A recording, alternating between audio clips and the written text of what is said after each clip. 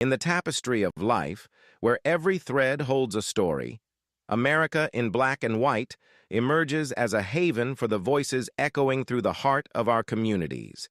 In this podcast, we wade through the rivers of our collective experiences, celebrating the vibrant hues of change brought forth by the whispers of hope and the roars of action. It's more than just a conversation. It's a journey into the heart of our society, illuminated by the light of those daring to dream and do. Join us, and let your voice be the melody that guides us toward a dawn where every color finds its place in the masterpiece of our shared destiny. Together, let's paint a future brimming with the positives that dwell in our minds and the actions that shape our world. Happy Sunday afternoon, ladies and gentlemen, and welcome to another episode of America in Black and White. I'm your host, Charles King, and I want to introduce you guys to our special guest today. There are people whose lives become a blueprint for resilience, leadership, and transformation. People who rise from challenging beginnings and turn those experiences into fuel, not just for their own success, but for the success of everyone they touch. Today, we sit down with a man whose journey reflects the power of purpose, the strength of service, and the impact of showing up for others. From Florida to the national stage, from after school classrooms to mental health coaching, from community advocacy to academic excellence, his story is one of commitment, compassion, and continuous growth. This episode is about the work that shapes young people, the systems that support them, and the leaders who dedicate their lives to building environments where students can thrive. It's about the intersection of education, wellness, creativity, and human development. And it's about honoring the people who shaped him, the family members whose influence continues to guide his mission. Let's welcome our guest, Dwayne Wiggins Jr.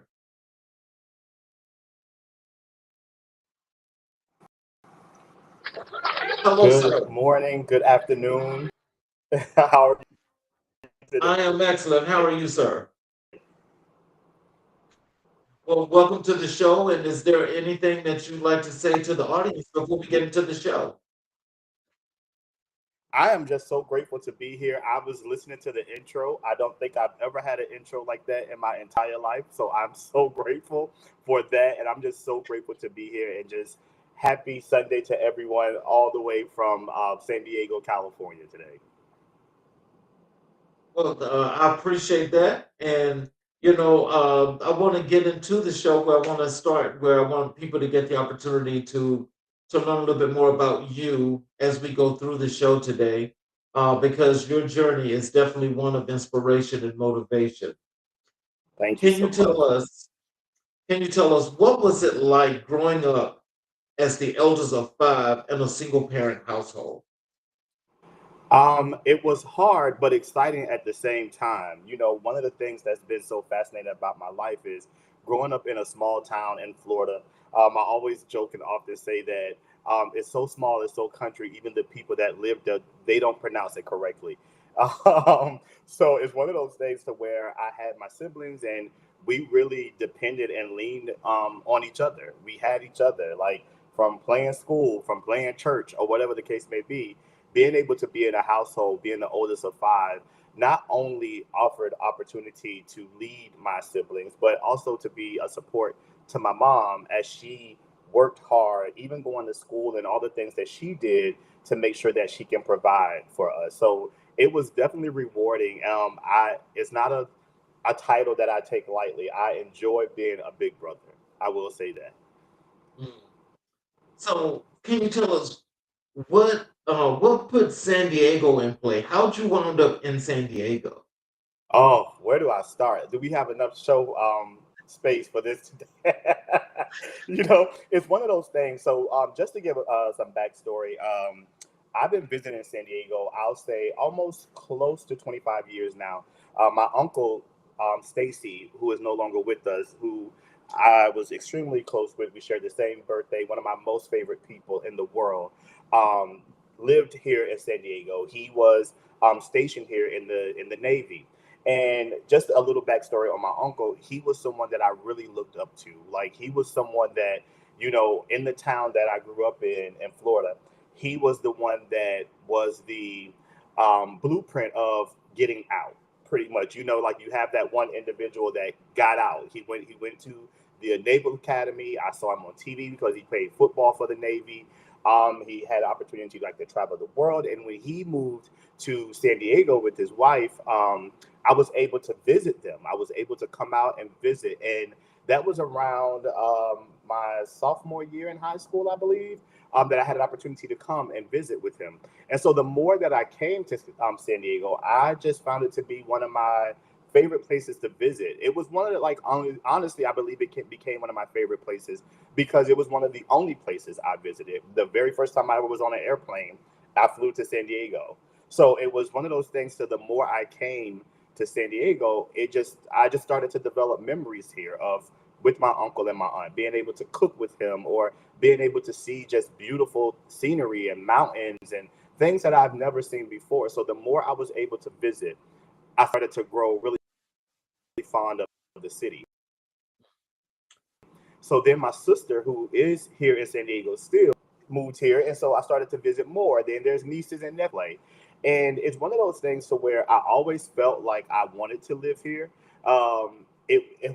Something would happen in life and I would just be like, forget it all. I'm moving to San Diego. Then life would turn back okay. Then I'm like, I'm going to stay where I'm at. Then something else would happen. I'll go through a breakup or whatever. I'm like, F everybody. I'm moving to San Diego. And it never happened. But this particular last year, I felt like the stars and everything just aligned itself for me to be able to do that. So I felt like, why not seize the opportunity to come?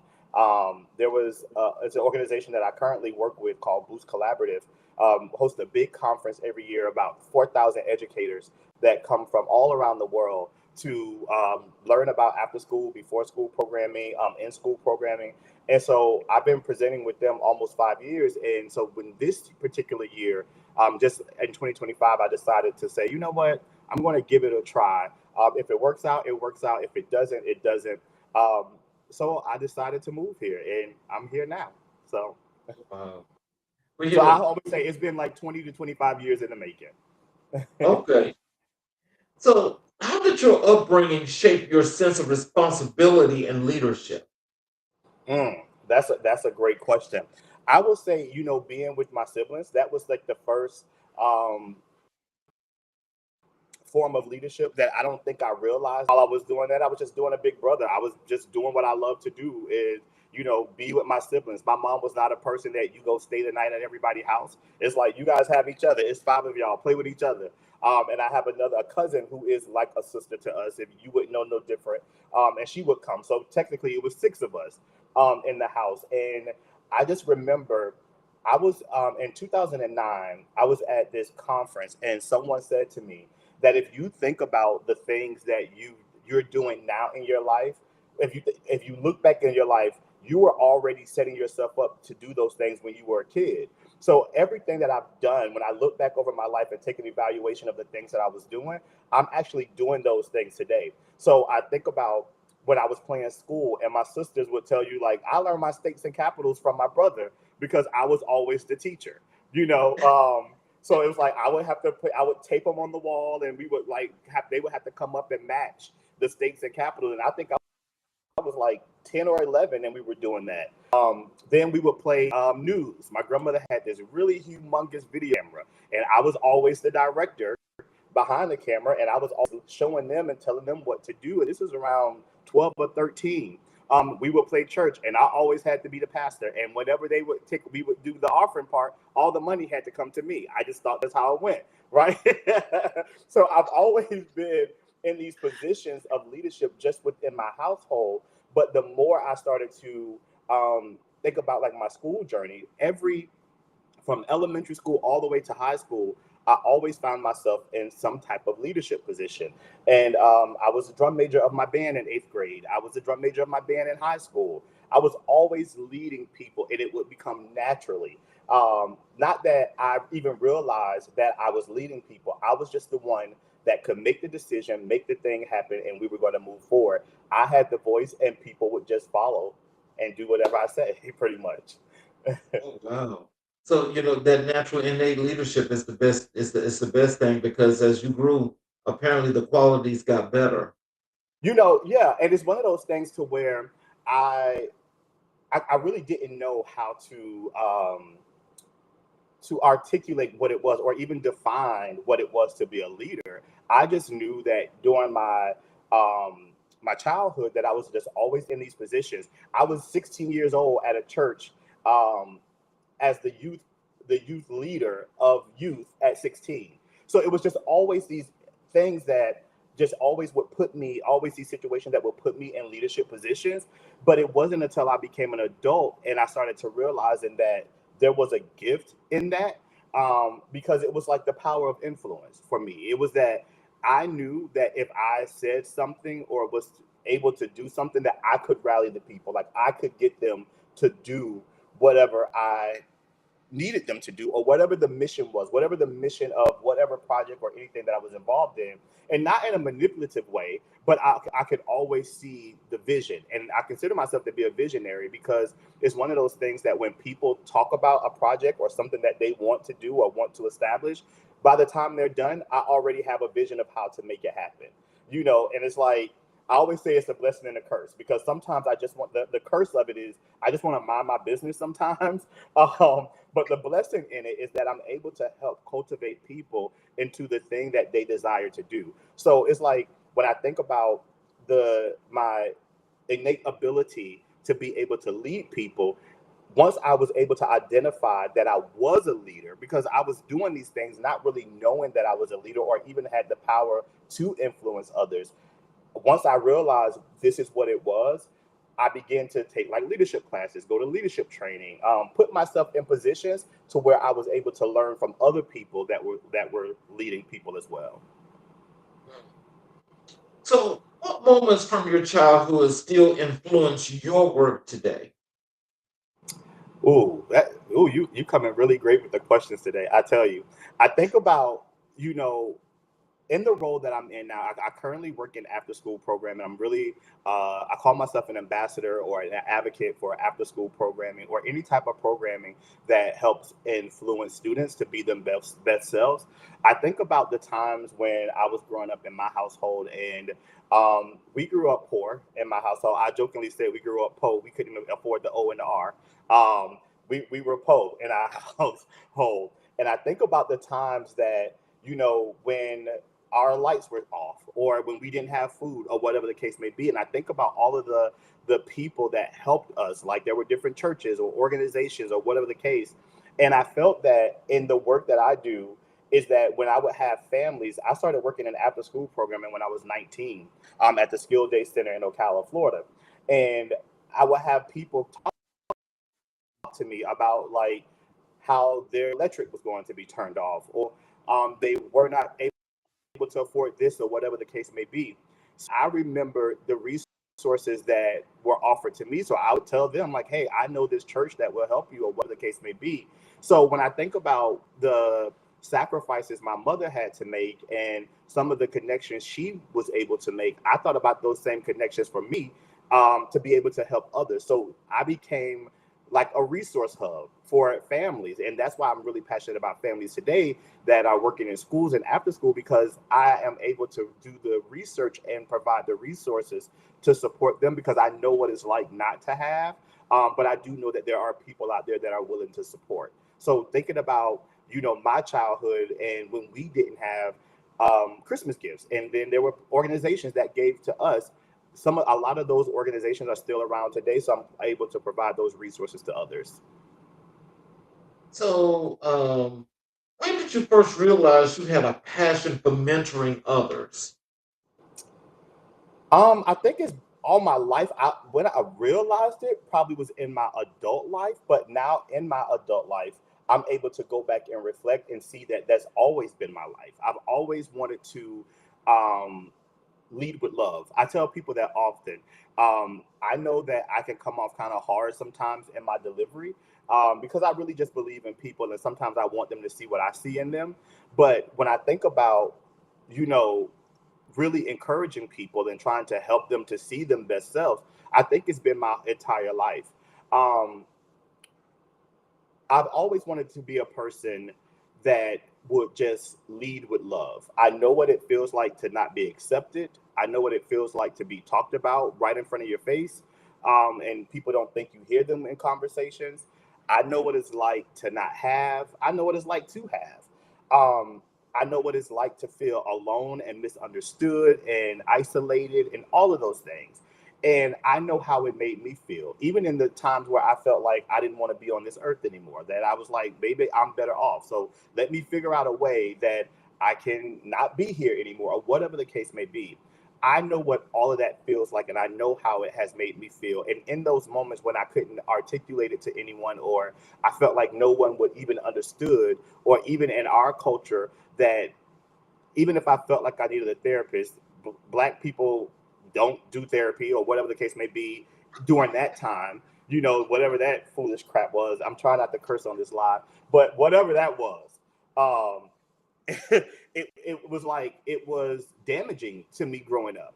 So I wanted to provide a space for people. One of the reasons why I found A Human Being, because I wanted to provide a space for people, because all of that stuff that I was going through, I didn't have a person to outlet that would understand. Although I would see it all around me, it was still that thing of just feeling alone. And because other people were dealing with what they were dealing with, I didn't feel that it was right for me to put my stuff on them as well. So I know what all of that feels like. So I wanted to provide a space where people can come and talk and share, and know that they're not alone in those situations. There's not a lot of things that people have gone through that I haven't gone through or experienced, witnessed, or whatever. So when I think about in my adult life, I would say in my mid 20s, to where I really started to realizing that I can be a mentor to younger people and people of my age and older people. But I feel like this is something that it's been a calling that's just been on my life from early childhood. Mm. Well, we got a couple of comments here in the chat. Okay. It's from Princess Cook 17. She says, "Good question," and then she gives you the hand claps. Oh, thank you. And so, can you tell us, how did Florida shape your identity and worldview? Um, I don't know how it shaped my identity. Because honestly, the time that I lived in Florida, I don't think that I really realized who I was. I think that that Mhm. was a time where I was really trying to figure it out. I think that when I moved, so with my uncle, when I got graduated from high school, I didn't go straight to college. I figured out life. So I ended up moving with my uncle. We moved to California, and when we left Monterey, we went to. I was there. That's when I really was trying to figure out life. I had the opportunity while I was there. I was gonna move to Japan with my uncle for 3 years. I was so excited about that. And then 9/11 happened while living in Rhode Island, and they shut everything down. So I couldn't go. I couldn't go with him to Japan, so I had to move back to Florida, and ended up trying to figure out life. There was really no plan. I got there and got in a leadership position and continued to do some after school stuff with the Ocala Civic Theater and all of those things. But I can't really say that Florida helped me to really figure out my identity. But what I will say that it contributed to, it did help me figure out what I didn't want. So in 2008, I ended up moving to Philadelphia and was there for 17 years. So being in Florida, I don't I don't feel like it's home. But even when I go back, it helps me to realize like I didn't. There were certain things that I felt that I deserved and that I was bold enough to go after, and that I couldn't stay in this space if I wanted those things. If that makes sense. Yeah, well, it sounds like Florida is a reality check for you. And in being a reality check, as you've ventured to various places before settling there in Hmm. San Diego, it was the place that it let you know that it was time to go do something different, be who you are, figure Hmm. that out, and just explore, grow, and be this man that you are today. Absolutely. And I think that when I moved to Philadelphia, that was like the stretching for me to really figure out who I am and help develop my identity and to walk really heavy and bold in who I am today. Like, even thinking about Philadelphia, I miss it so, so, so, so much. Even with the thought process of like, do I stay here in San Diego? Do I move back to Philadelphia?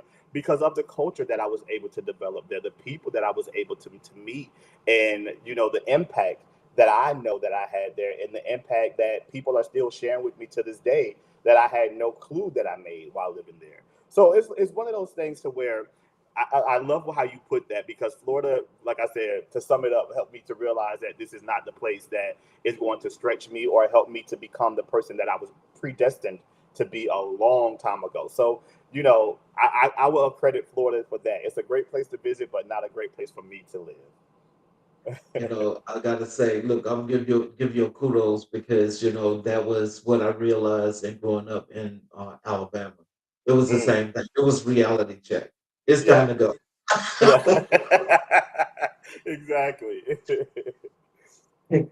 What challenges did you face early in life that helped build your resilience? Wow. Um, when I really think about,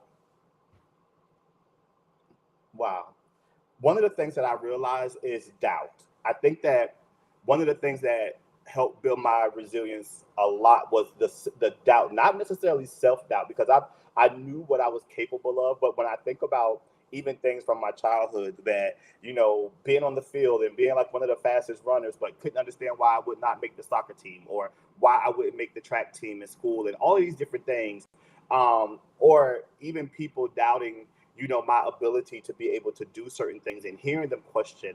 I am a person that thrives in accomplishments, as far as like seeing a project, being able to complete it, like that brings me joy.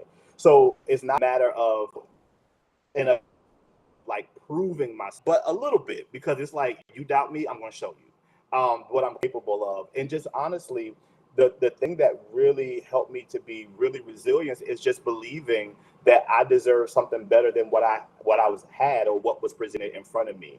That I would see other people out living their best life, doing the things, and I'm like, I'm out here busting my tail, and I'm just like, I'm not living the life that I know that I deserve to live. So the resilience for me is always wanting the best for myself and those who are attached to me. So it's like I strive really hard to make sure that I am living a life that's just fruitful and bountiful.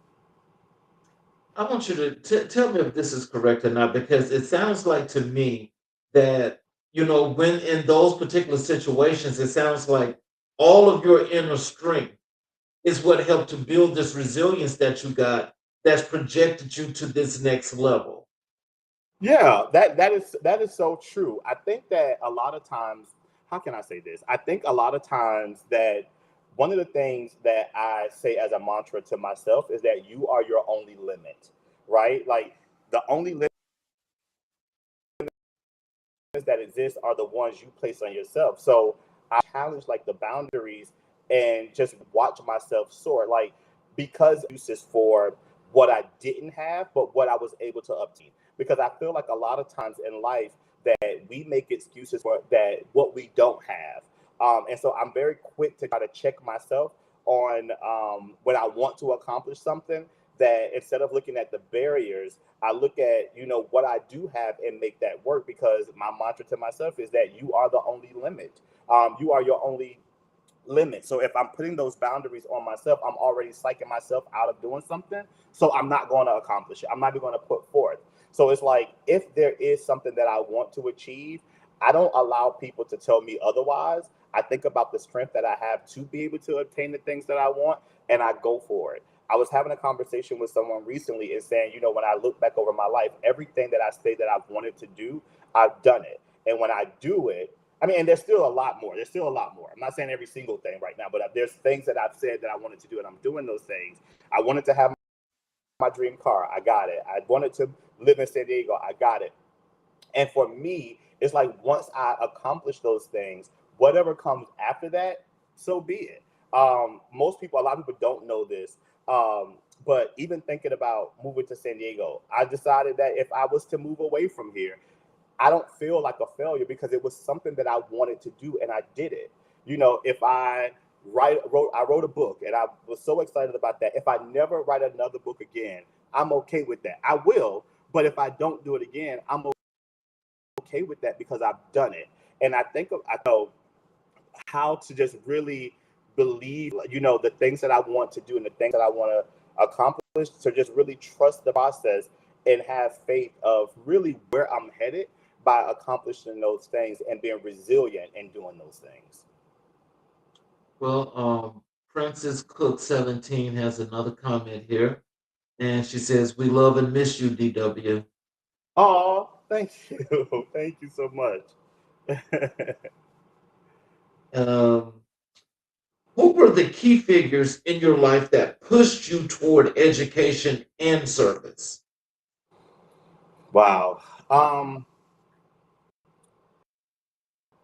Key figure people, honestly, when I think about the perspective of whether they know they did or not, I think about both of my grandmothers. They really pushed me.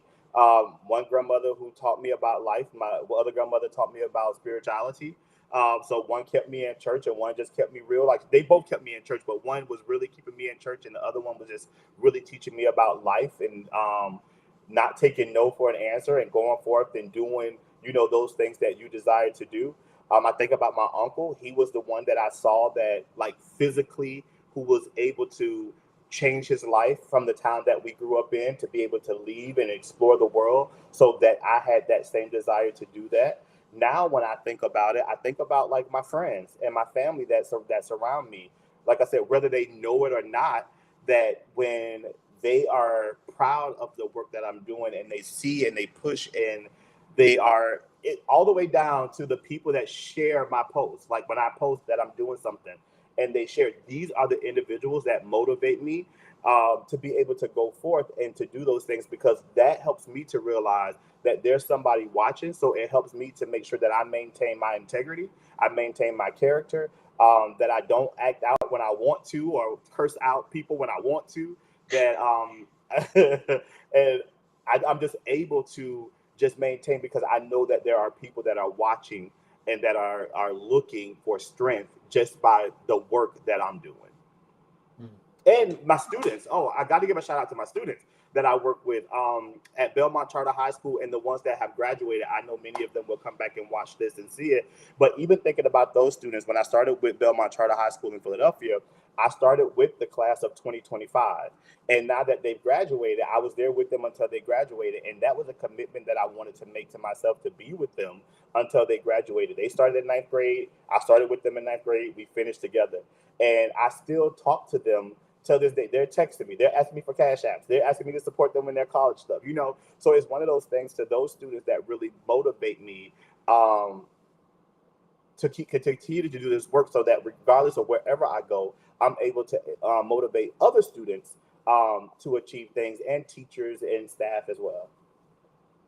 So tell us what, after just thinking about, the and just answering that question and those things with your influence, for your students and the people that you touch. What is your self-talk as you hear that? What are your feelings and emotions as you just think about what you are contributing to society today? I am overwhelmed with joy and gratitude. I I am really big on reflection. I spend a lot of time in the quiet. I spend a lot of time and just taking a moment to really examine myself and how I'm treating people. And I think that when I think about the work that I do, and when I'm presenting all over the United States, when I'm going to all throughout California or in South Carolina or different places that I've had the opportunity to walk into a room and present, and those individuals, there's several things. Those individuals that share with me that I just had someone say to me, I just presented in January in Modesto, California, and that was my third year going there, but second year presenting at this particular summit. And there was a lady who came out. She said that when she found out that I was presenting,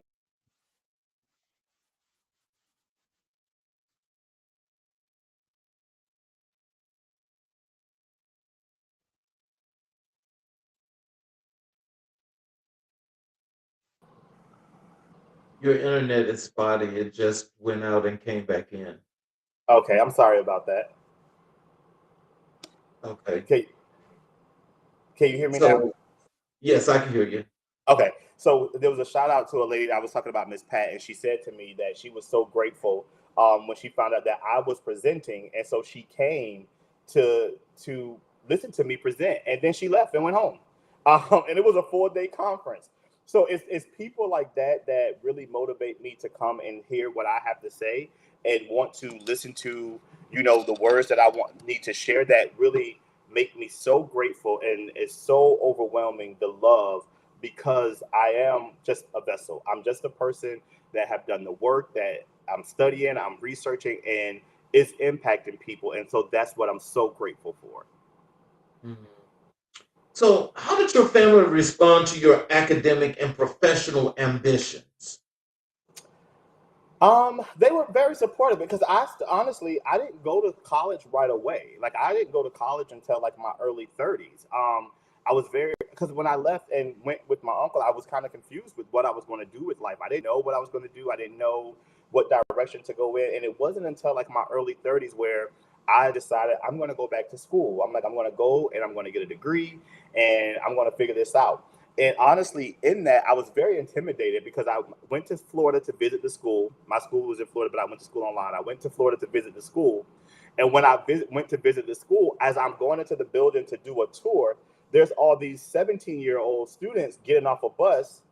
And I'm like, I turned around and left. I was like, I can't do this. I'm like, I'm not, I can't. I'm like, I left. I can't do this. And so the people from the school called me and was like, hey, Dwayne, I know I saw that you checked in, but where are you? I was like, I left. I was like, I can't do this. I'm like, all these 18-year-old students are getting off the bus. I'm 30 something and I'm about to be touring with them. I'm like, I'm not doing it. They was like, come back, and we'll take you on a private tour of the school. So they did that. And so as I was going through the process of enrolling into school and stuff like that, it was the best experience of my life, you know, to be able to go and to get an education, get a degree. And as soon as I finished my bachelor's degree, I went right back for my master's degree. And as soon as I finished my master's degree, I enrolled right into the PhD program because I was learning and I wanted to be able to supply the skills that I was learning, but to be able to share with others, even at my age. Of course, like in the classes, I was the oldest one, and I was okay with that. But they had a lot. They learned a lot from me. I learned a lot from them. So I don't think that it was by happenstance the way that I ended up going to college, because I think it had to go that way. Because what I found is I was starting to mentor individuals. Then I became the president of the National Honor Society for the university. And so, and then I worked on the board for the National Honor Society. All these things are coming to my memory as we're talking. This is just amazing. But I was working on the board for the National Honor Society, and I'm mentoring like all of these young people that are looking up to me. And I'm walking into these rooms where I'm the oldest, and they invited me to come speak. It is like, I think that life's journey had to happen this way so that I can see that the purpose of my life is to continue to mentor people in whatever space that I'm in. Mm, wow. Now that is a whole lot, and that's very powerful. I mean, oh man, that's just a lot. I'm really happy, to hear that through that and how you were able to just get through and just push because you were thinking one way instead of actually thinking you going here to make this thing happen. You Yeah. made it happen. That's It what's is up. it's amazing to think about it, and I'm so grateful. So I do want to say thank you so much for this conversation, because it's like bringing back memories of things that because I've done so much, and I don't say that in a boastful, bragging way. Like, I've done so much in my life to where, and I've been in so many different rooms where I've been speaking and teaching and whatever the case may be, that it's not a lot of times until like I'm having these conversations that things come back to my memory of like what happens. And a lot of times when we think that we are supposed to go one way and we're doing one thing, is really a setup for something else. I would have never imagined that when I enrolled in school to start my bachelor's degree at like 32, 33, that I would become the president of the National Honor Society with about 1,300 online students and about 2,000 on-campus students that were a part of this organization. That, and if people go back through my social media, you will see that I'm speaking at these large crowds, or not, or even imagining once I finished that I was a part of the National Honor Society Council. Seven out of only seven of us for the United States, and we're teaching and we're talking about, education. I would have never imagined that that would be the setup. What I thought was, I'm just going back to obtain a degree, put me in spaces and in rooms and in places to only broaden my horizon, to be able to meet so many people and to really just pour into them, to encourage them to live their best lives. Mhm. Let's transition over to your work as an educator and the after school leader that you are. What first drew you to after school programming? Honestly, it was in high school. I thought that once I graduated high school, thought of a plan to go to college, I thought I was going to go to school to be an elementary school teacher. That's what I desired to be. I knew that I loved working with students. But when I had the opportunity to work at the Skill Day Center in Ocala, I just really started to like that. And so when I think about like even my journey in being in after school programs, I always jokingly say to people, but it's very true, I don't ask me anything about chemistry, geometry. Don't ask me any of those questions, because I promise you I will not get it right. Um, but if you ask me about relationship building and being a leader or any of those things, those were all the things that I learned in after school program. How to converse with other people, how to get and be in the same space, and how to debate, and all of these things. I learned all of that. I learned about resilience through after school programming. So when I think about what after school programming and how it impacted my life, it was like it felt only right to give back. And I kept finding myself in these spaces. So when people say, like, well, I know you had other jobs, but when I talk about me doing this work for almost 25 years of being in after school, it has been that people have hired me as a contractor to come and do things. People have hired me as a consultant to come in to talk about how we make it better. But when I think about how I got into this, I honestly just say I kind of just fell into it. Like, I had the volunteer hours that I needed to do it. I thought I was going to be an elementary school teacher. But once I started working at the Skill Day Center, I have never left after school. And that was like in my senior year of high school. Oh, wow. So, why do you believe after school programs are essential for youth development? That's a great question. It is so essential because this is where we really get to see the whole student. In after school programs, this is an opportunity that when students come to after school programming, this is the opportunity where you get to see their creativity. You get to see how they interact with each other. A lot of times when you're in a set space within a classroom, everything is regiment. You come in, you have this set time. This is the expectation. And not saying that in after school programs, there's not lesson plans, there's not structure, there's not a regiment that happens. But what happens is students are able to really just be themselves. They get to explore, they get to experience things that they don't experience in the school day. So when I think about some of the after school programs all across the world, that what they're doing is they're teaching students how to cook. They're teaching students in after school programming. They're getting the additional support with their academics. So the tutoring is happening after school. We're not tutoring within the classroom. The teachers are teaching, but the comprehension of it a lot of times is happening in after school spaces where tutoring is being available. Students are learning to have the opportunity to spend with their friends where they may not have classes with their friends within the school day. They have a space where they can come and after school and spend time with their friends. So they're learning about friendships. So I think the opportunity with after school programs, it gives the after school workers and site directors the opportunity to see the whole student, that we get to have an experience with students that a teacher may not get in the school day in that 40 to 60-minute block, that in after school, be it the program is 3 hours, 4 hours, or however long, we get an opportunity to see those students every single day operate in their authentic self and get to explore all the opportunities that are available in programming.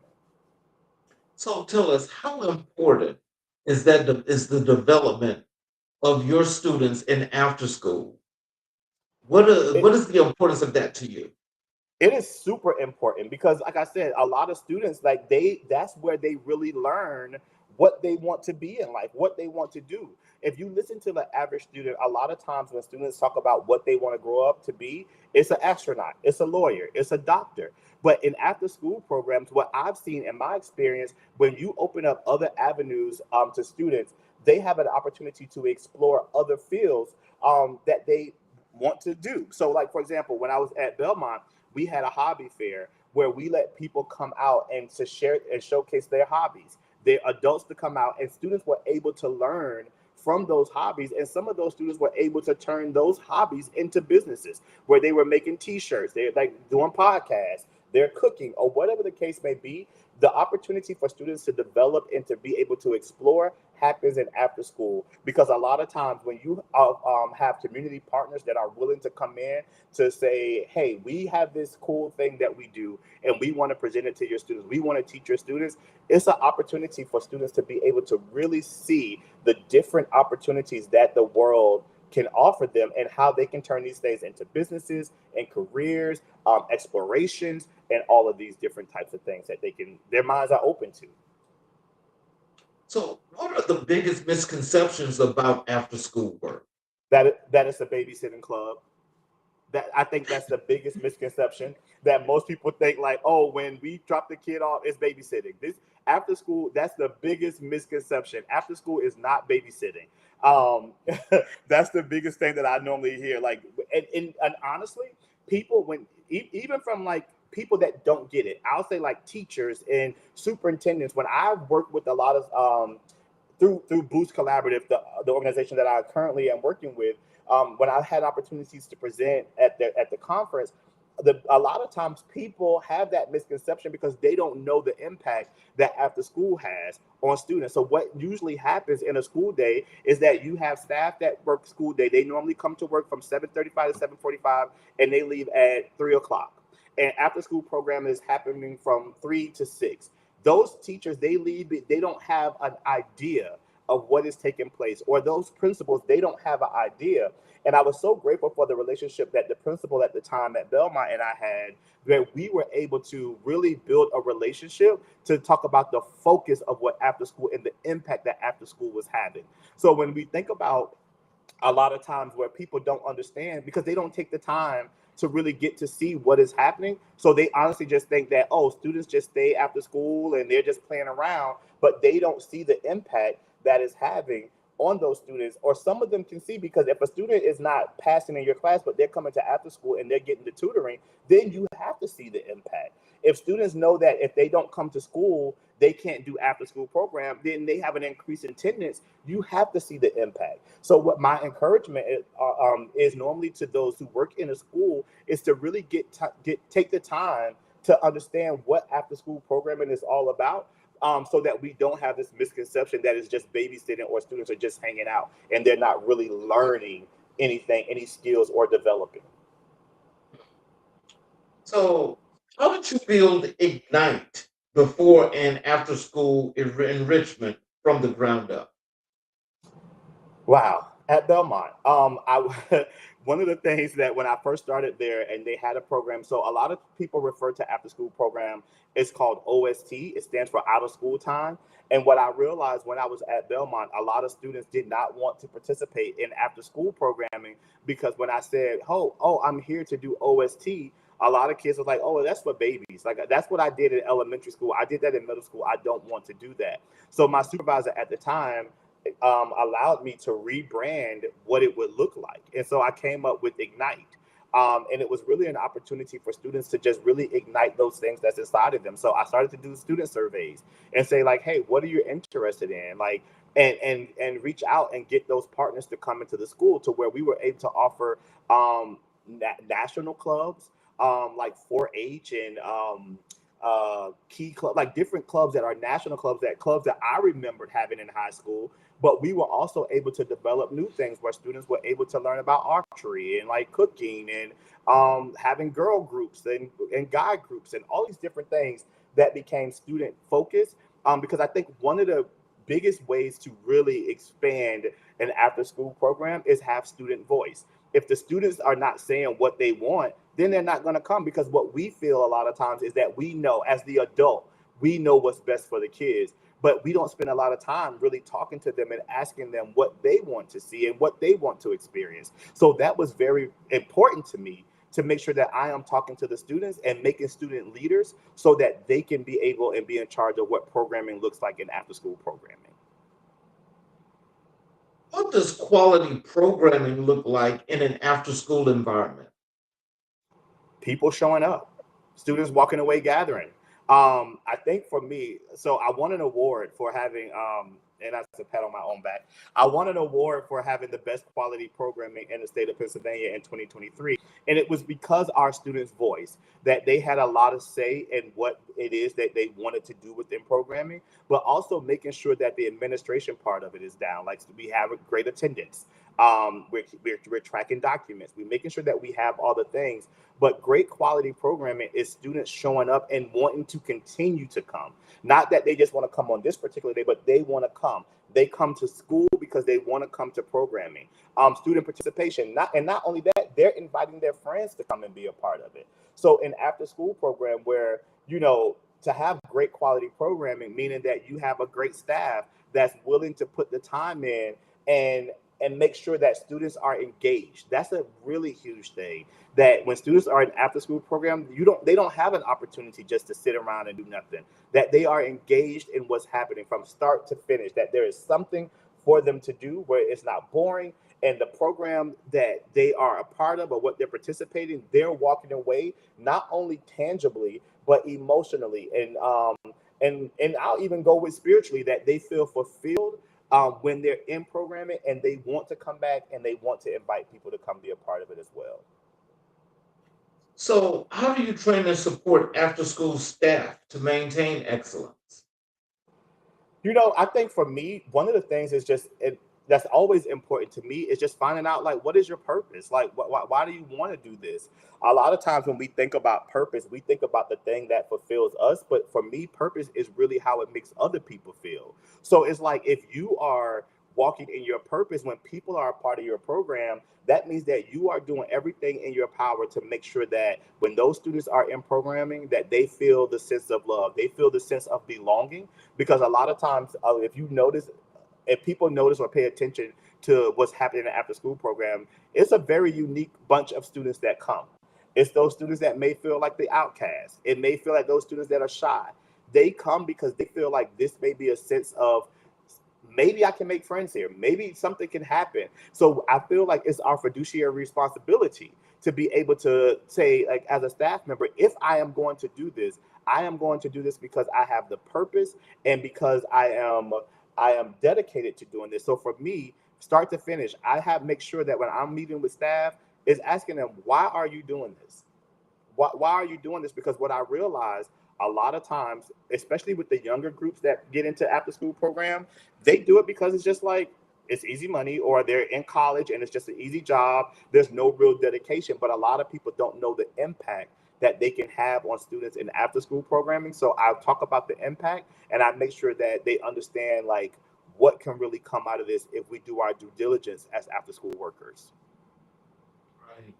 So, as you train your staff, and for our audience right now at this point, I would appreciate if you can tell them, especially those that are in your area, when you have this great focus and this great point towards after school, what are they getting, and why are you and your staff, you know, so great at the work that you do? What are they going to be getting? What, like, as far as staff or students? The students.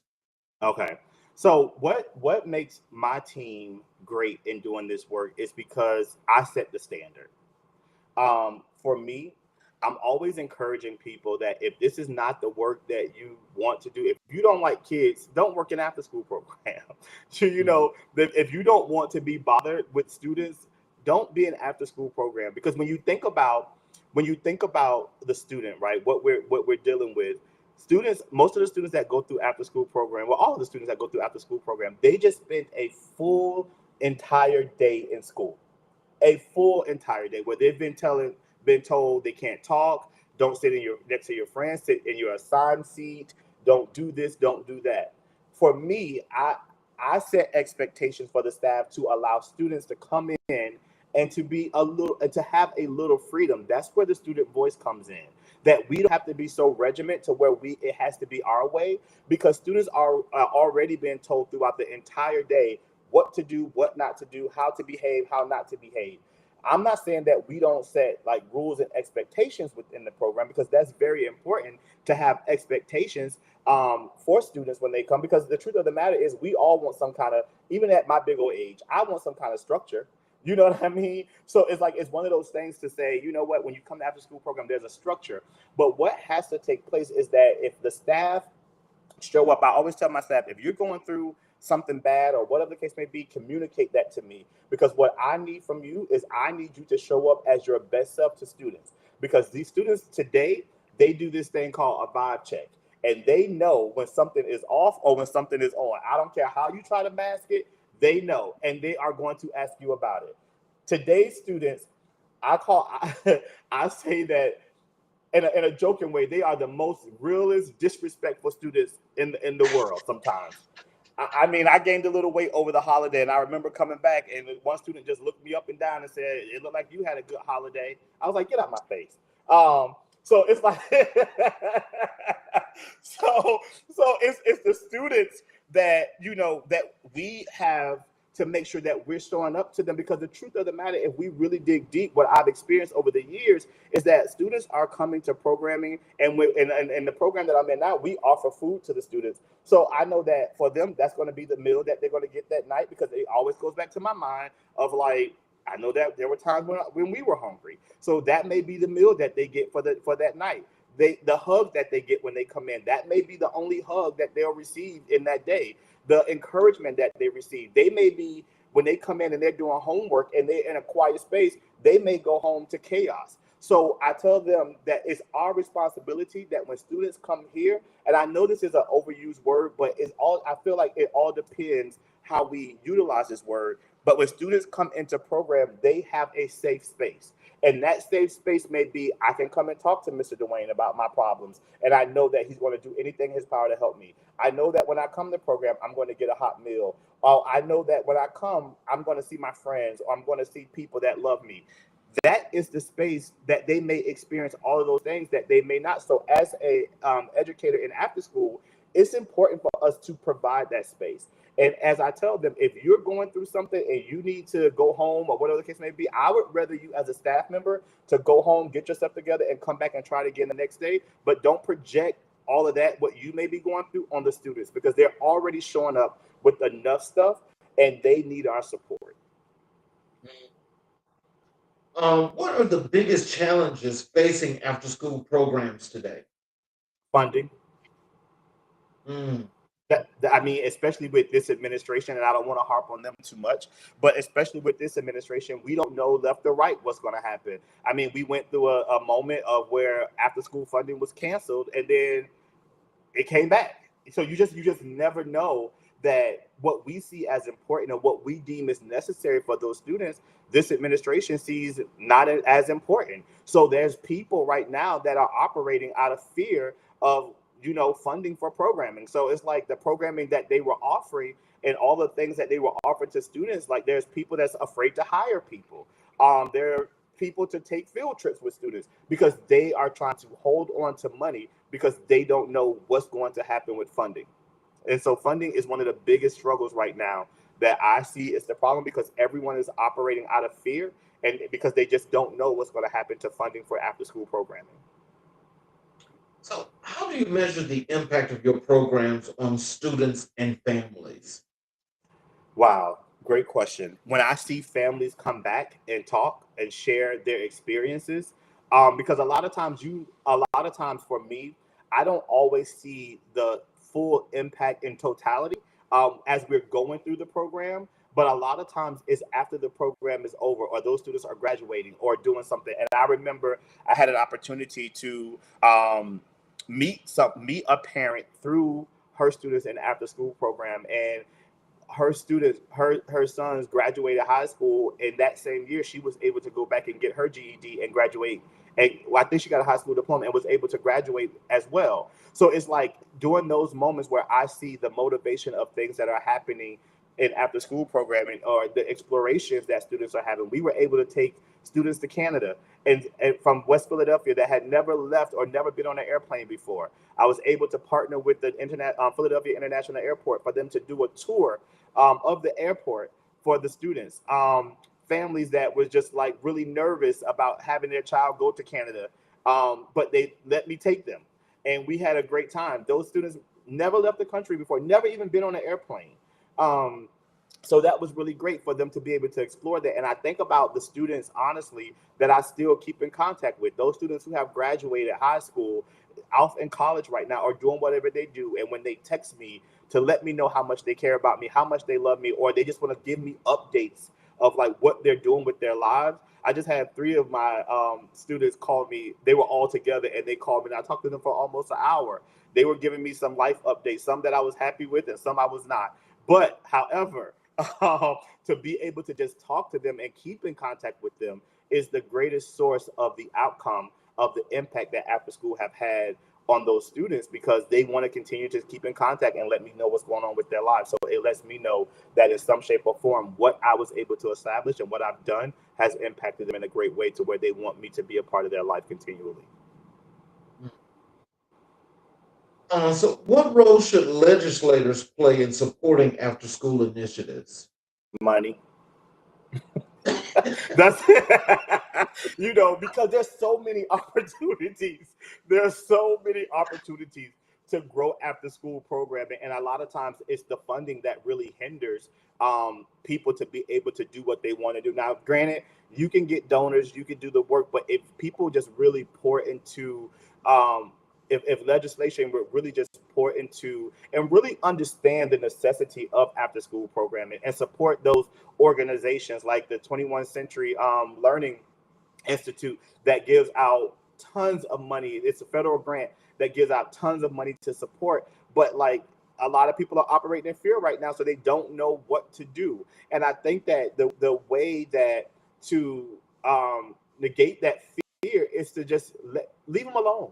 Like give the money and just let them do what they're doing in programming, because it's very obvious that if we pull students and talk about their impacts in school, no one is saying um, how much they really love geometry or chemistry. I'm not saying they don't love these things, but the majority of the students that I talk to is in those after school programs that when they normally reminisce, I mean, everybody has a favorite teacher, but when we think about what they did in the after school programming, that's where we really see the greatest impact. So why not fund those things so students are able to continue to gain that expanding learning opportunities for them? Because like, why does learning have to stop in the classroom? Why can't we extend that into an after school program where students are learning those life skills that they'll learn academically, but what about the life skills and all of the other things that will go along and support how they would be ready to conquer the world academically and emotionally as a human? So, tell us, what did receiving the After School Champion Outstanding Program Quality Award mean to you? Oh, it was so validating. I don't care what people say. Something they don't need people to validate them and all that stuff. Whatever you say, it was validating to me. Because when you work as long as I have in the after school space, and when you do the work and you don't do it for recognition, but when someone takes the opportunity to recognize your contribution to what you've done for so many years, it's validating to feel like, wow, I am really walking and doing what I'm supposed to do. Now, if I never got an award for that, I would be okay with it. However, I was so grateful for it because, as I said, it's just the passion that I have to continue to do this work, it just honestly added more fuel to my fire to help me to realize that I'm walking in the calling that I was called to do. So let's talk a little bit about your work as an author and creative professional.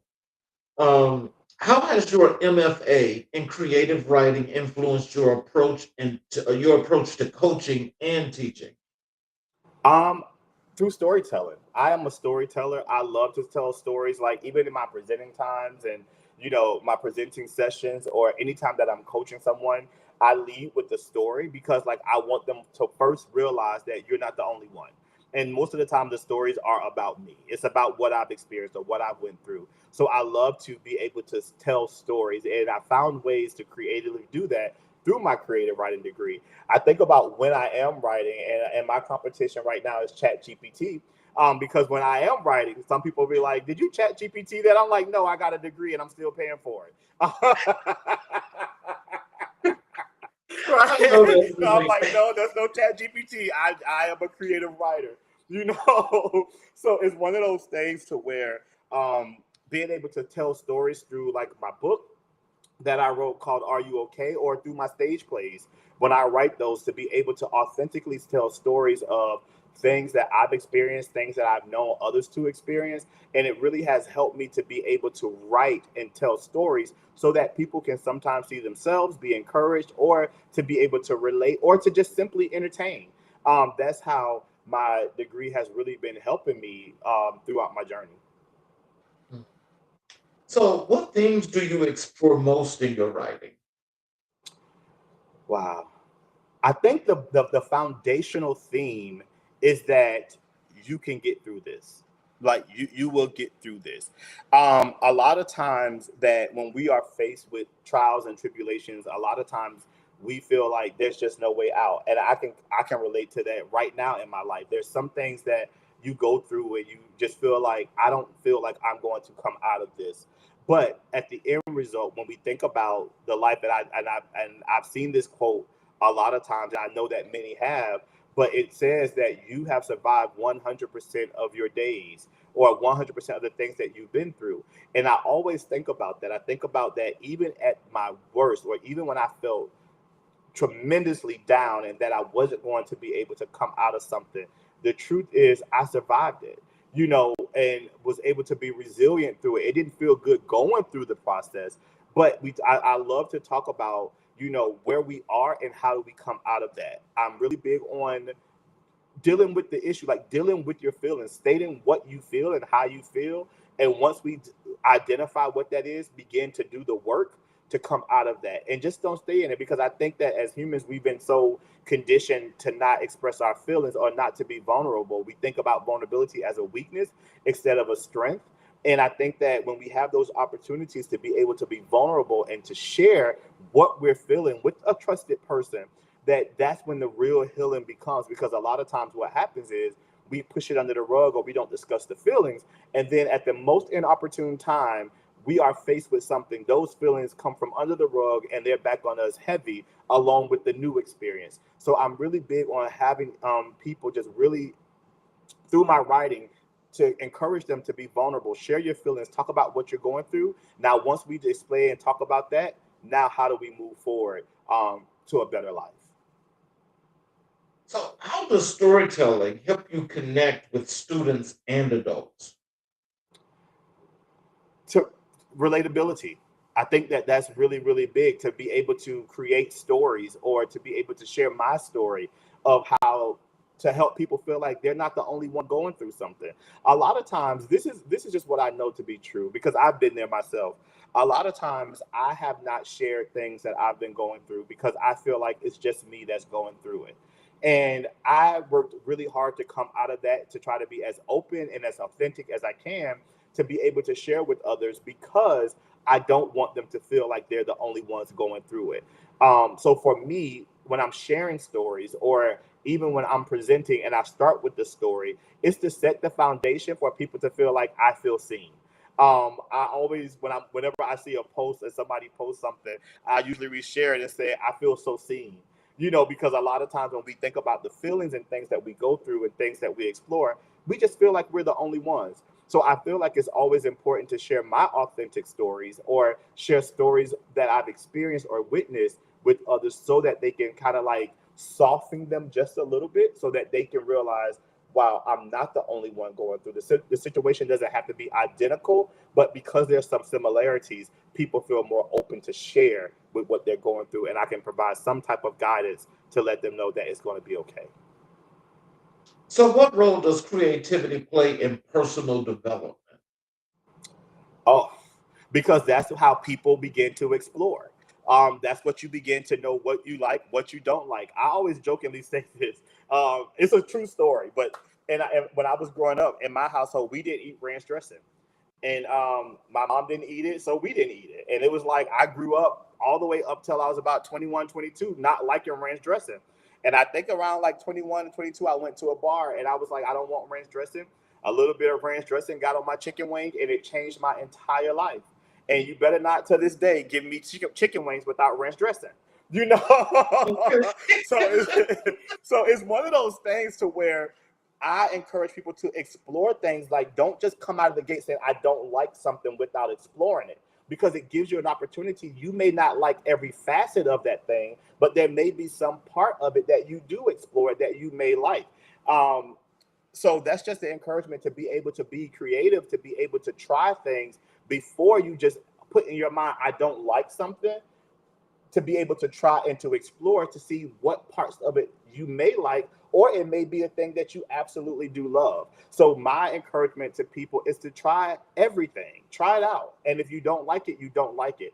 But creatively go into it and openly go into it to just explore the possibilities. Because what I love to say is that opportunities don't go to waste, they go to other people. So if you miss out on that opportunity, I learned that from someone when I was working in the modeling and talent agency. And so it was like, don't miss out on the opportunities because it's just going to go to somebody else. You know, that kind of sounds like something that I said to inspire some of the younger students when I was in grad school. And I would tell them sometimes, because you see how sometimes they take things for granted and they like to slack sometimes. So Mm-hmm. I said, thank you for the opportunity. They're like, what opportunity? I said, the opportunity for me to actually finish the top of this class because you're not doing what you're supposed to do. They're looking at me like I'm That's crazy. it. That's That's it. what That is it. keep them on the toes. Yep. Do you ever sometimes as you're doing your classes, do you try to teach your students about creative writing? I do. I do. I love to think about how we have, like, in the program that I'm currently working with, is that to have students journal like at the end of a lesson or at the end of something, and self-reflect on what you just learned. I also think about this too, not always in writing, but when I'm talking to a student and explaining to them, I always have them repeat back what they heard me say. It's always different. It's all I'm like, sometimes I don't have an expectation that they're going to say it like verbatim of what I said, but it's just perspective. But it gives them an opportunity to reflect. So I'm always giving individuals and expecting them to write it down. I find that writing can be very cathartic when you're able to just explain through words instead of like verbalizing, because sometimes I know for me sometimes I can't really say what I want to say. So I'm like, I don't know how to really articulate or get it out, but I can write it and say exactly how I feel to help you understand, and then also help me to understand how to categorize my words and what I want to say. So I'm always encouraging people, even through my coaching, I'm always encouraging people like, hey, reflect, write it down, not necessarily just as an assignment to do, but to also give you an opportunity to go back and to be able to read and look at your growth as well. Mm. Let's transition over to your work as an entrepreneur. What inspired you to create a human being? Wow. It came out of the loss of my sister. My sister Ashley, who was my baby sister, passed away in 2000. Going right into 2001 from sickle cell. And when I think about the organization, I think about, with her, it started with my "Are you okay?" topic. And in that experience, what I realized was that I was functioning and not okay. And so people were calling me and asking me to do things and not really checking in on me. They would say like, "How you doing?" And I'd be like, "I'm okay." And then they would just go into telling me what they needed me to do or what they wanted me to do.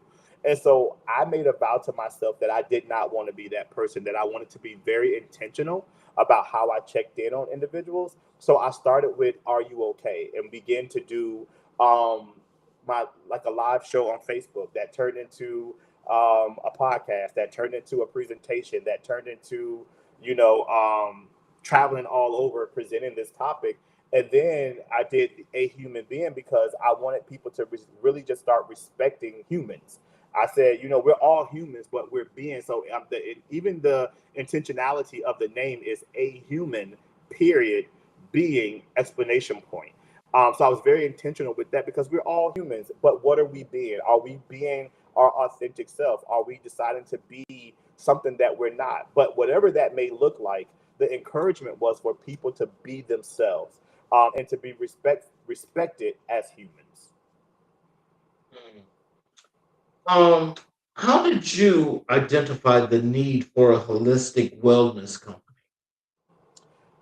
Through my own personal self-reflection, I knew that I knew what I needed, and what I needed, I didn't see that being provided around me. And maybe it was, but I couldn't identify it. So I wanted to have an identifiable company that people could relate to see like, hey, I feel comfortable with this person. I want to talk to this person.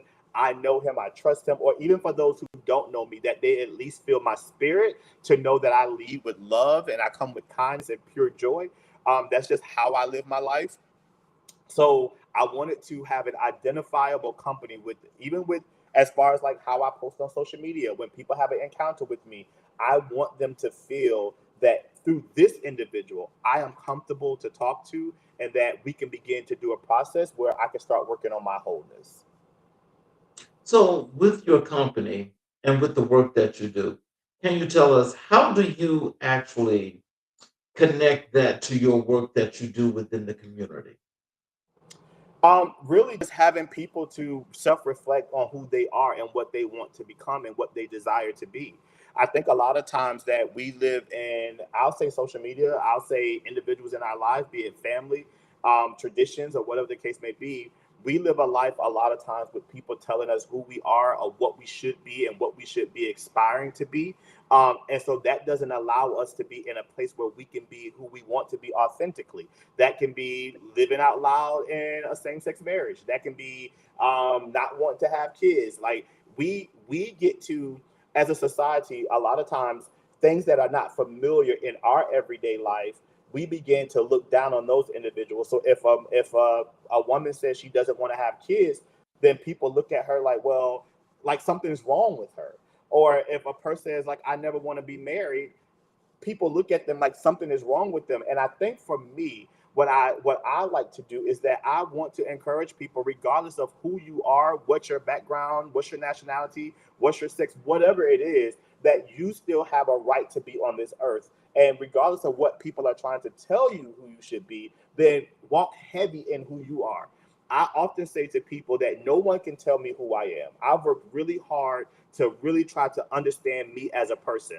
It doesn't mean that I'm not open to receiving feedback. It doesn't mean that I'm not open to constructive criticism. It doesn't mean any of that. But there are certain things about myself that I absolutely know without a shadow of a doubt because I've done the work. So I don't like when people try to project something on me, I don't allow that to fill my space or to fill my environment because I know what I've worked hard to become. So I really encourage people to try to take that time to self-reflect and to identify who you are so that you don't receive projection from people that's trying to maybe try to walk out through you. It's like one of those things when a show that really used to crack me up is Dance Moms. Like you have these moms that wanted to be dancers all their lives, and now they're pushing their children to want to be dancers, and all they want to do is sit at home and play with dolls. And so it's like a lot of times when people want to live a certain life, it's easy to project that on someone that may appear or seem vulnerable enough to be able to receive that, or just trying to identify who they are. My encouragement to others is to really just try to help them to identify who you are, and whatever that may be, is to help them to walk fully in that, because people will try to project their insecurities on you to become who they want you to be, and you don't always walk in your true calling and purpose. Wow, that's interesting. How often have you seen parents trying to live vicariously through their children? All the time. All it's more than all the time. I can tell you, like, I don't want anybody to, I'm not going to say that. No, all the time, all the time, all the time. Especially during this season. Think about those individuals that's standing in front of Walmart and they're pushing cookies. I'm not going to say the name, but they're pushing cookies. A lot of times, you think those girls want to be out there pushing cookies? No, it's like the prizes that come with it that's going to benefit the family. You know, it is what it is. But a lot of times, and I love the cookies. I love to buy it. But a lot of times those kids don't want to be out there doing that. It's like a lot of times I see it so often that we aspire for our kids and for students to be what we think should be. I don't encourage a student to go to college. If that's what you desire to be, I will help you get the tools. But there's so many other things. There's trades. There's all these other things. We know that we have to do something to survive. So what are we going to do to survive that's going to be lucrative to us, that's not going to get us shot, killed, or dead, or in jail, or any of that? What are other avenues that we can do? But a lot of time we try to project things on students because we didn't get the opportunity to do it, or we feel like there's only one way to do things. And the truth of the matter, there's many ways to do a lot of things. It's just about finding the ways to do it. I see it all the time. So well, what makes your approach to well-being different from traditional coaching models? I think that because I'm just real with it, I just kind of put it out there to like get people to really explore who they are. We just get to the root of it. Providing that space to say, like, hey, this is what it is. And the only way that this work is going to be fulfilled is if you be honest with what's going on with you. Share what you will and share what you won't, whatever the case may be. But in this space, whenever I'm coaching someone, I want to offer them a space where they can share whatever they feel, knowing and trusting that it's not going to leave this space, but to be open to receiving the feedback that I'm going to give. A lot of times in my coaching style, I don't give advice. It's not about advice, because the truth of the matter is we already know the answer. We just need we need to talk it out sometimes. A lot of times when we know that, when we're trying to make a decision, there may be times where we absolutely don't know, but a big percentage of the time we know what we want to do. We know what we desire to do.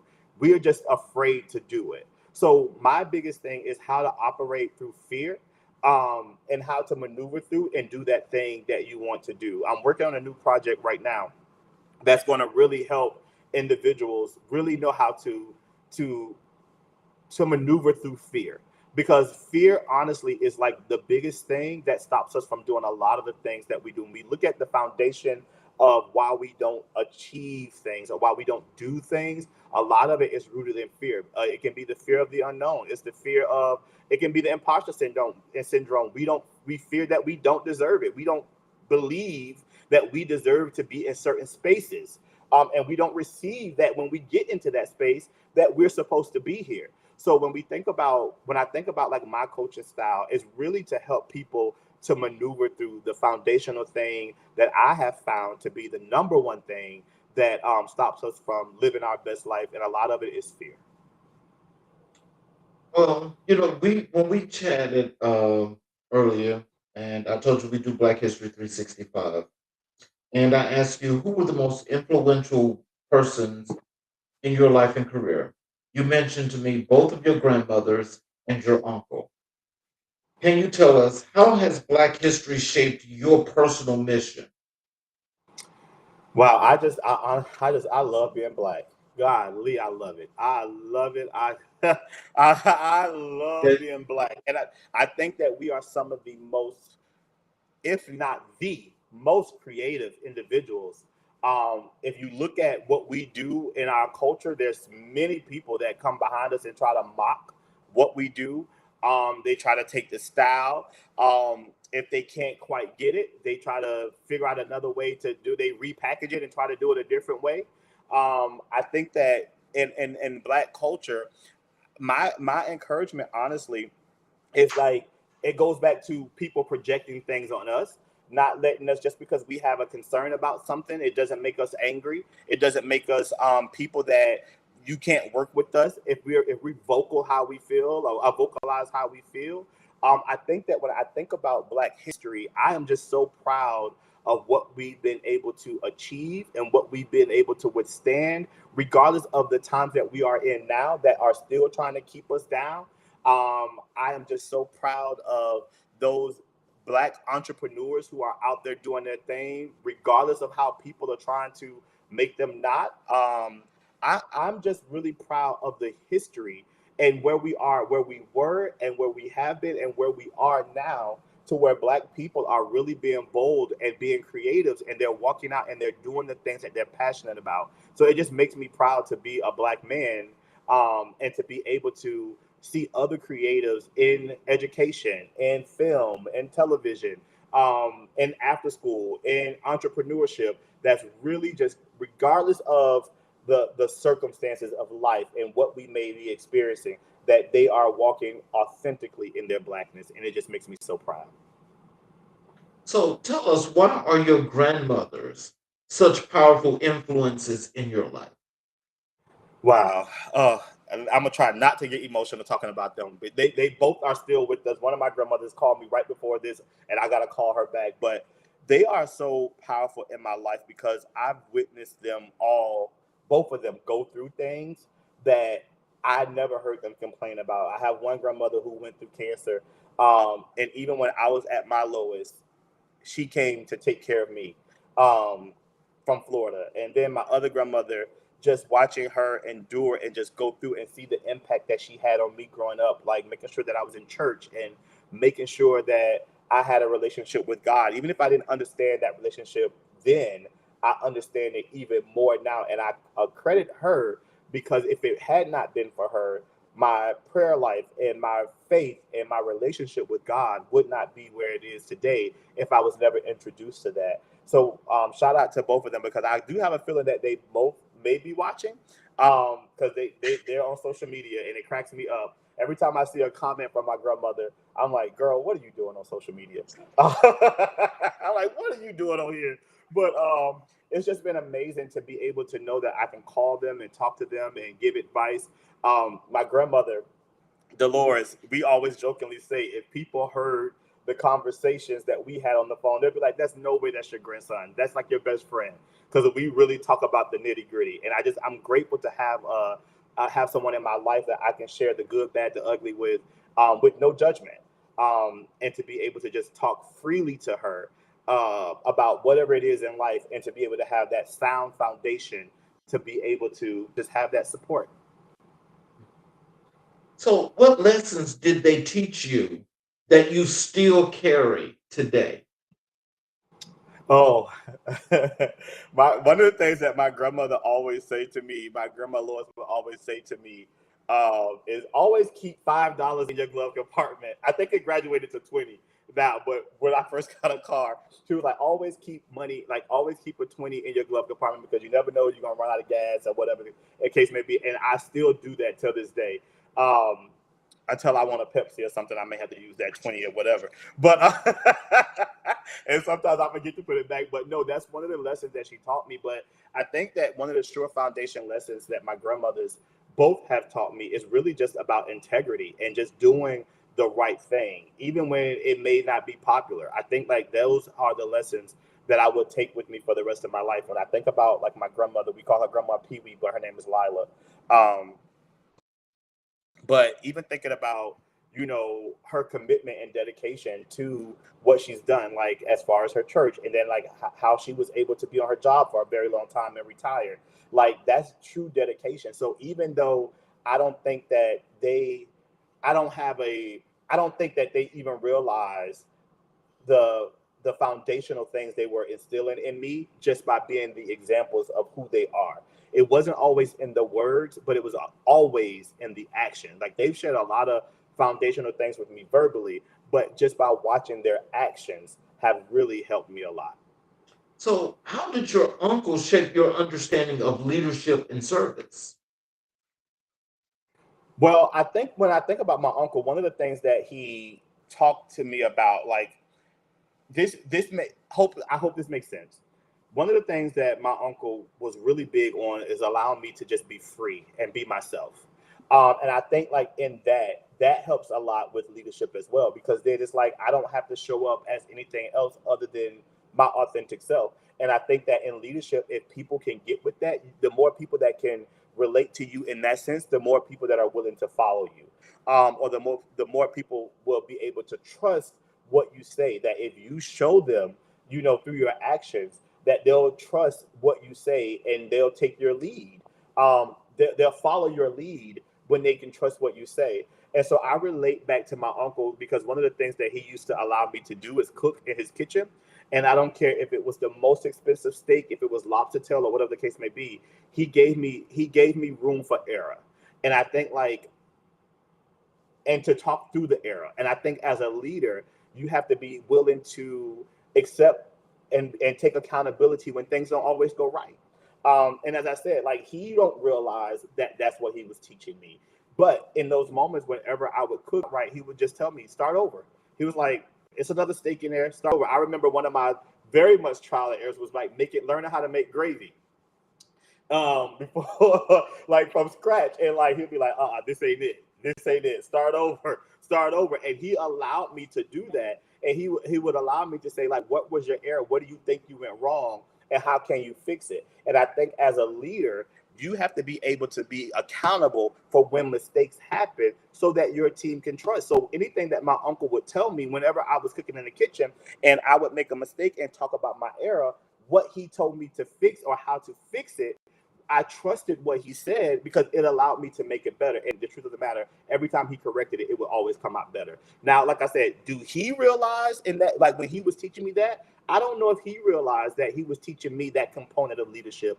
But for me in my adult life, when I go back and reflect on how I was learning about leadership, that's one of the ways that I learned about how to be a leader, is to be accountable in all my actions. Mm. So, what stories from your family history inspire your work? Wow. I think about being raised in a single parent household. Just my mom just really pushing through and doing whatever she needed to do to make sure that my siblings and I were able to have. And it may not have been much, but it was what we had, and we had each other. So I think about like all of the stories that when we had to really spend time together with, within our household, the moments we were running around the house playing hide and seek within the house, or the moments we were just doing like playing whatever, like school. Or I remember the first time we got a computer in the house. Oh my gosh, it was an old computer. It was a big back box. Well, it was old. It was old. And I just think like about like the different things that we were able to experience. Even thinking about the resilience that we all had to endure whenever my sister would get sick and have to go into the hospital, where there would be times where she would have to go into the hospital for like weeks at a time due to her sickle cell. That I felt like those moments only bonded us together even more as siblings. And then just watching all of us now grow up and to be out doing our own thing and living our lives. And my sisters have kids, and me and my brother, we don't have kids yet. But just knowing that, those memories of being able to be resilient with each other and being able to support each other, they really impact me in my life today. So, how do you honor their legacy through your career? Just making sure that, wow, that's a great question. How I really honor that is just continuing to be a leader. Like I've led family, like my family, like being like the man of the house and leading my siblings and just teaching them different things. And, being a leader figure in a life of someone that may not have a father at home, that may not have a close relative or a big brother or whatever the case may be. How I honor that legacy is always to show up as someone that makes others feel like you're not alone in this. You have a big brother, you have an uncle, you have a father figure, or whatever you need me to be. I'm that person in your life, and I'm going to lead you and help you figure out, whatever it is you may need to figure out, or however you need to live your life. Like I'm there to support you in that. I feel like I'm a great supporter. Like I feel like, I always want to be that person to show up for people, even sometimes when it doesn't feel like I want to. I want to be able to be that person to show up to let people know that you are not alone. That's super important to me. So I want to get to this part here. That this is just this is some special questions that I came up for you because today is a special day, Okay. and we're going to talk about advanced human behavior and your future vision. What led you to pursue a PhD in advanced human behavior? I'm fascinated with humans, but not in a creepy way. I tell people all the time, like, don't run away from me. I'm not a creep, I promise you. But I'm fascinated with humans because I think about the things. I'm like, what make us do the things that we do, and what can I do to support you in the things that you do? So it's like I understand a liar. I don't want you to lie, but I understand that I've been there. I've been in situations where I've had to lie because I'm like the fear of judgment of what people may think about me or what they may say. So when people would ask me, I'm like, no, that's not the case, or whatever the case may be. It wasn't like I just wouldn't be honest about my life. I just wouldn't say anything about it. So for me, and when I reflect, I was like, what made do that? Like the fear of being out there or the fear of having a flaw because we've been so conditioned that a lot of times if something is wrong with us, it's like it's wrong with us. You know what I mean? So it's one of those things to where I became fascinated with humans to really help them to navigate their life and to be able to have that support system. So I wanted to really like understand how the brain operates and how it works so that I can better support individuals in whatever conditions they may be going through. How does this research deepen your work with youth and adults? Behavior wise, because it's like the behaviors when I focus on the behaviors, and it really helps me honestly to not focus on the conscious but more so the subconscious. And so whenever I'm really talking to individuals, I'm helping them to really realize that sometimes when we react to certain things, it's not what we do consciously. It's sometimes a childhood trauma, something that we thought that we buried way in the back that will come up inside of us to make us realize a situation. I remember I was in a situation. I'm going to try to tell this story without really putting it out there, but I'm going to tell the story. I remember this one time I was in a meeting, and the meeting really didn't have anything to do with me. I was really there as a support.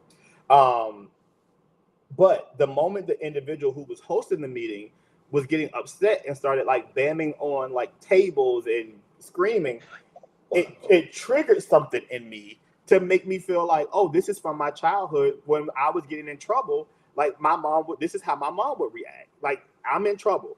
So in that moment, it tensed something up in me to really check out and become defensive. And so I realized that that was a subconscious thing that I needed to deal with because anytime someone raises their voice or you get loud, I instantly check out and become defensive. So it's like I didn't want that thing to be a part of me. So it's like I needed to learn and to be able to begin to heal that subconscious thought so that I don't react or feel defensive when someone comes off and says something that they may not agree with. I don't have to respond in that way. I can learn to listen and to be able to take what they're saying instead of being ready to defend when I feel like I'm being attacked. So I think that with the studying that I've done, it's really helped me to really understand the subconscious a lot and to be able to help people to realize it's not the actual, a lot of times it's not the actual situation that has happened, but a lot of times it's the subconscious of something that has happened to us that brings up a memory that kind of puts us in defense mode that makes us respond the way that we do. Can I just ask you, because I mean, I have another question, but that's really interesting, and I love to hear that. But is that more as to when you're thinking about the subconscious, are you thinking about the intention? Yes. A lot of times when we're thinking about like the intent of like what's happening, right? When we think about, somebody does us wrong or whatever the case may be, and we think like consciously we want to get them back or whatever the case may be. But I'm mostly focusing on like the intent of like when we're in situations where we feel like, oh, our backup is against the wall, or where we normally feel attacked, or where we normally feel is not necessarily the what was said, is a lot of times how it was said or what triggered the thought process of like, you know, it could, I'll give you another example. Somebody, if you know that growing up, somebody would look at you like as being a dishonest person or whatever the case may be. Somebody begins to question you. It's not always the fact that they're questioning you. It's the thought that, oh, now you think that I'm a liar. So Right. So it's like, now let's get to the root of that. It's not that I'm asking you where you've been. You don't. I'm just asking you where you've been. I don't. There's nothing behind it. And I'd be like, oh, okay, you went there. And then it's like, oh, now I'm lying. It's like, it's not about. I didn't call you a liar. It's your subconscious that's telling you that, oh, he thinks you're lying or she thinks you're lying. So now I got to be defensive. And now in your defense, now I'm questioning and looking at you like, wait, now are you lying? Because it's like the response of it. So, so it's like really helping people to realize that a lot of times things that we feel that we may have buried, or things that we feel like we got rid of, a lot of times the subconscious would check us to let us know, oh, you really didn't get over that, or that's still that generational thing that's still there, or something from your childhood that's still there aggravating you, that will make you respond in a way that you really didn't want to respond. It's just that your defense made you respond that way.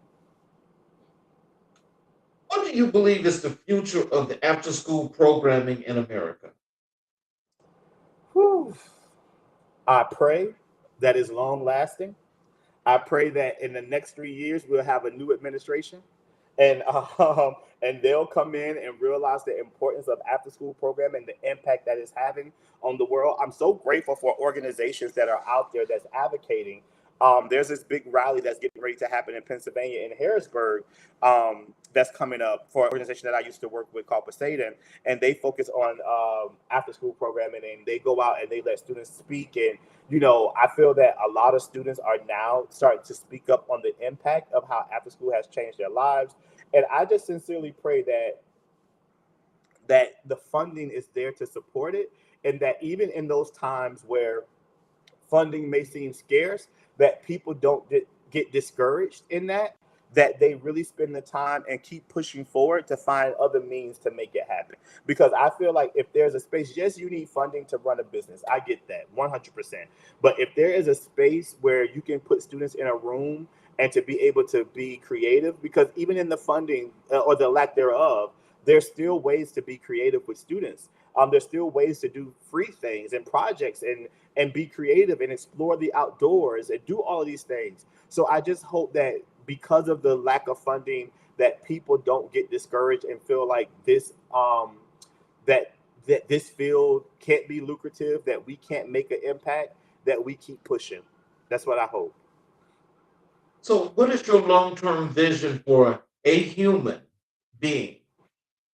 I want to continue to grow through my organization, like through a human being. Like, I'm doing a lot more consulting now. I do consulting with Boost Collaborative. I want to continue to speak with individuals about offering quality programming, establishing programming. I want to continue to travel around the United States, just helping individuals with their after school programs, mentoring and coaching teachers and individuals and principals, superintendents, everybody about after school programming and the impact. With a human being, I want to continue to coach those individuals who are looking for a life coach or a motivational coach, or whatever they need. I want to be that person that draw people to say, like, hey, we are all humans on this earth, but what are we being? Are we being our best selves? Are we being our authentic selves? Are we being who we have been called to be? And I want to continue to make that impact through a human being. Last question.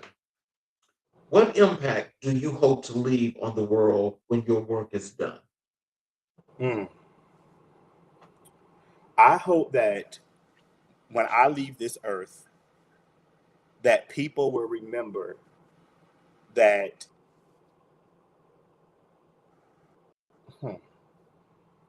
There's so much I can say about this, but I want to keep it simple. I just want people to feel that I was a person that they feel that I saw them.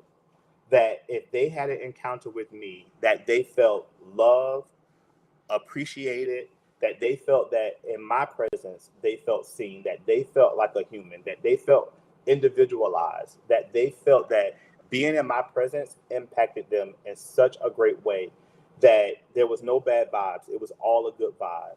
That whoever I come in contact with, that they have a lasting impression that will be one that's positive and encouraging to their heart. So, in closing, can you please leave our audience with some words of wisdom encouragement, how they can connect with you via your social media, your website, how to get your book, all of those good things.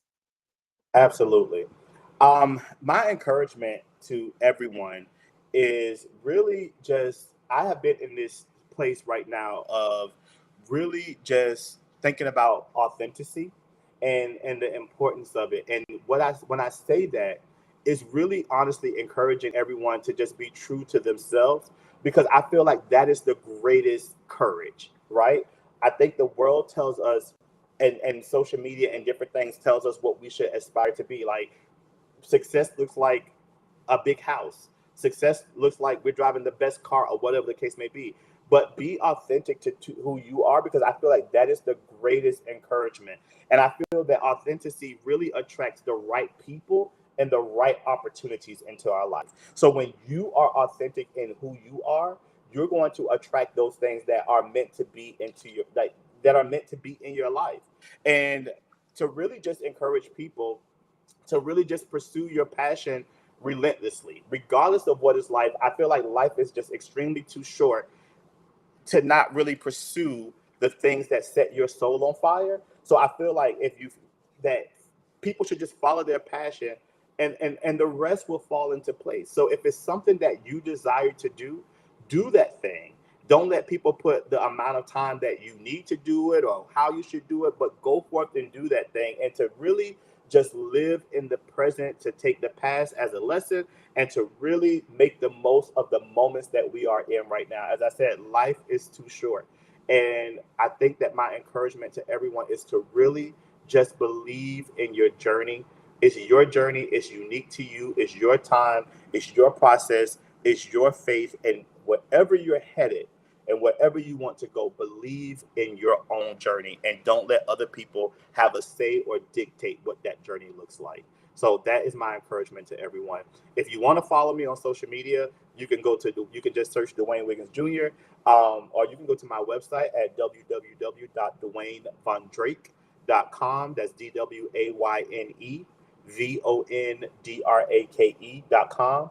And you can also purchase my book through the website. If you click on the book tab, you'll be able to purchase my book, Are You Okay? Here's a copy right here so that you can see. But this is my book. So if you want to purchase it, please feel free to visit my website and you can find all of my social medias on there as well. Well, before I close, I want to give you guys this little nugget.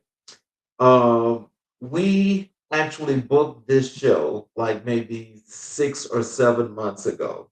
Yes. And this time has finally come around, and I am so proud and so happy to have you here on the show here in season 4 because it's really impactful. And I just want to thank you and encourage you to continue what you're doing because your work is very, very important. And if ever, well, we hope we can get you back for one thing. But, if ever you need our support in your journey as you're continuing, you have a platform here and we can definitely be here to help you. Thank you so So, much. I just want to I just want to say this really yeah, quick, and I just want to thank you so much for the work that you're doing and a platform like this to be able to talk and to share. As you said, 6 or 7 months ago we booked this, and I was looking forward to today, and I'm so glad that it finally came, and just to be able to talk with you and answer the questions that you had today just really got my mind going on so many things. So as soon as it's over, I'm going to stop and I'm going to journal about this, reflect on it. But I'm just so grateful for this opportunity and this platform to be a part of season 4 and to just really American and Black and White. It's just a great organization and platform to be on. So thank you so much for the opportunity. so in closing, every leader has a story, but not every leader turns that story into service.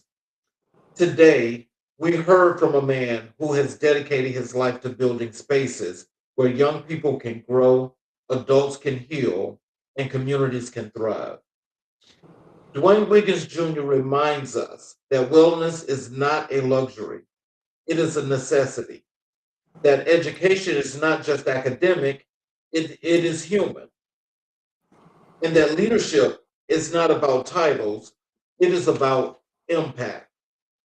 As we close today's conversation, let us carry forward the message that growth is possible, healing is possible, and transformation is possible when we commit to becoming better human beings. Thank you for joining us for another episode of America in Black and White. Stay informed, stay inspired, and stay committed to the work of becoming. Thank you all. Have a great evening. We will see you guys tomorrow for another great show. For those of you that are watching on all of our channels, including the YouTube channels, if you have not yet subscribed, I would hope that I could get you guys to support us by subscribing and enable all notifications, and you're able to catch all of our shows when they go live, as well as go back and watch our previous shows. Thank you guys. Have a great Sunday evening, and we'll see you tomorrow. Thank you again, Dwayne. Thank you.